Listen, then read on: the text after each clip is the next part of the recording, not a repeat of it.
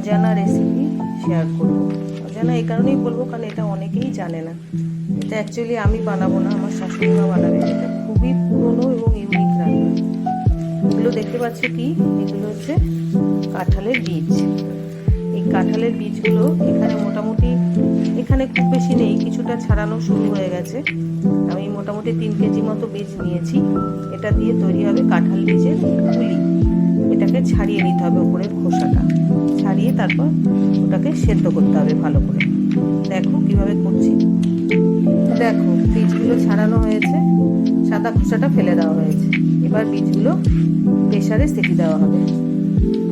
দেখো প্রেসার কুকারে জলও নিয়ে নিয়েছি। এবার এটার মধ্যে মোটামুটি 3-4টে সিটি আমি দেবো, তারপর সেদ্ধ করে তোমাদের দেখাচ্ছি। দেখো কাঁঠালের বীজগুলো প্রেসারে 5টা সিটি দিয়েছি, সেদ্ধ হয়ে গেছে। এইগুলো এবার বেশ ভালো করে একটা পেস্ট, খুব একটা না, মানে মোটামুটি একটু দানাদার, একটু পেস্ট এরকম তৈরি করতে হবে। ওটা আমার শাশুড়ি মাই করবে, আমি এই অবধি করে দিলাম, আর যা যা বলবে হেল্প করবো। দেখো বীজগুলো ঠিক এই টাইপের পেস্ট হবে, মানে আঠালো আঠালো হবে পেস্ট, মানে একদম জল টল কিছু দেওয়া চলবে না। এটা শিলে বাটাই যায়, আমার শাশুড়ি মা শিলেই বাটে। আমার কাছে যেহেতু ফুড প্রসেসর আছে, আমি সেই জন্য ফুড প্রসেসরে করে নিচ্ছি, তোমাদের সাথেও শেয়ার করছি।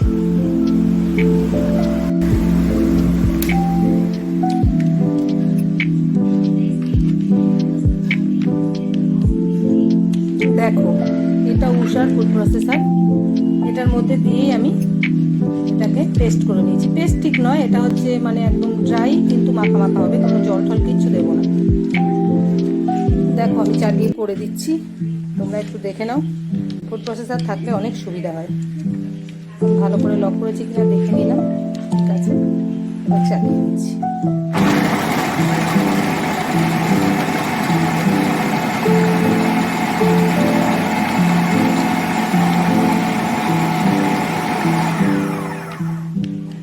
একবার দেখে নিই, মনে হচ্ছে আরেকবার দিতে হবে। দেখো পুরোটা বীজ আমার রেডি করা হয়ে গেছে, একদম এরকমই থাকবে।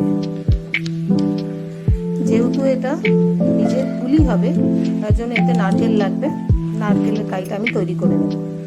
এটা আমার শাশুড়ি মাই করবে। এটাও কড়াইতে দিয়ে গুড় দিয়ে, ওনার গুড় হলেই ভালো হয়। আমার কাছে খুব বেশি গুড় নেই, অল্প একটু পাটালি আছে, তার সাথে চিনি মিশিয়ে এটা কড়াইতে দিয়ে একটা মন্ড তৈরি করে নেবে ভালো করে। আমি শেয়ার করবো তোমাদের সাথে।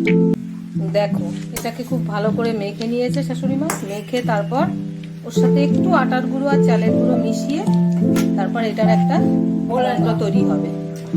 কড়াইতে দিয়ে নারকেলের পুরটা তৈরি করা হয়ে গেছে। এটা পুলি করে আর ওই তেলে ভাজবে, বেশি তেল লাগে না, অল্প সেদ্ধ করা বলে দিচ্ছে, ওই জন্য অল্প তেল। এটা এবার একটু আঠালো হয়েই গেছে, তাও একটুখানি কড়াইতে দিয়ে কারি তৈরি করে নিচ্ছে। হ্যাঁ, যাতে ছেড়ে না যায়, যাতে সুন্দর করে তৈরি করতে পারে, সেই জন্য।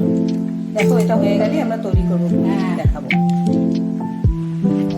দেখো বন্ধুরা, এই যে মা বানাচ্ছে, এই যে মন্ডটা তৈরি হয়ে গেছে, আর এখানে আটার গুঁড়ো নেওয়া হয়েছে, আর এই যে নারকেলের কাই। বুঝতেই পারবে না যে এটা কাঁঠাল বীজ। হ্যাঁ, এত সুন্দর খেতে, লাল লাল করে ভাজা হয়ে যাবে, এই যে একদম পুলির মতোই তৈরি হবে। এটা যখন আমি মন্ডটা তৈরি করেছিলাম, তখন এর মধ্যে পাটালি গুড় আর চিনি মিশিয়ে দিয়েছি। এবার মা দেখো বানাচ্ছে, আমিও বানাবো, তোমাদের কটা দেখিয়ে নিই। এই যে মাকে হেল্প করবো অবশ্যই। এই পুলি যেমন করে তৈরি করা হয়, একটু আটা নিচ্ছে হাতে এই কারণেই, কারণ এটা খুব আঠালো বলে তৈরি করতে পারবে না। হ্যাঁ, এই জন্য এই যে নারকেল অল্প একটু দিয়ে মুখটা বন্ধ করে এই দেখো তৈরি করে নিচ্ছে। আমিও কটা তৈরি করি, তারপর তোমাদের সাথে আবার দেখাচ্ছি। দেখো শাশুড়ি বৌমা দুজনে মিলে পুলিগুলো সব তৈরি করে নিয়েছি। এবার পুলিগুলো ঘন্টাখানিক ফ্রিজে রাখবো, একটু ভালোভাবে সেট হয়ে যাবে, তারপর ভাজবো। দেখো বন্ধুরা, আমি ফ্রিজ থেকে পুলিগুলোকে বার করে রেখেছি অনেকক্ষণ আগে, আর এদিকে আমি তেলও বসিয়ে দিয়েছি। এবার এগুলোকে ফ্রাই করবো, তেলটা একটু গরম হলেই ফ্রাই করবো। দেখো তেলটা একটু গরম হয়ে এসছে, আমি এক এক করে এবার ছেড়ে দিই পুলিগুলো। হালকা আঁচেই ভাজতে হবে লাল করে।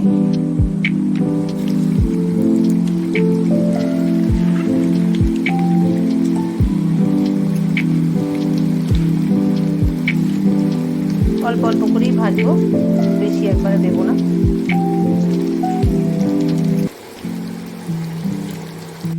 দেখো আমি সুন্দর উল্টে পাল্টে একদম রেড করে ভেজে নেব। কমিয়েই দেওয়া আছে, আস্তে আস্তে একটা একটা করে উল্টে উল্টে একদম গোল্ডেন হবে, তারপর আমি তুলব। দেখো এইগুলো আমার রেড হয়ে গেছে, এবার আমি একে একে তুলে নেব।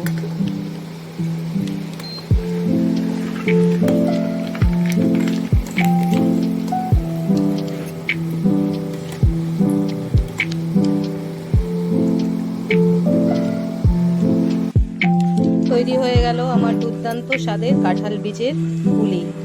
একবার খেলে সারা জীবন তোমার মুখে লেগে থাকবে, একটু বানাতেই কষ্ট।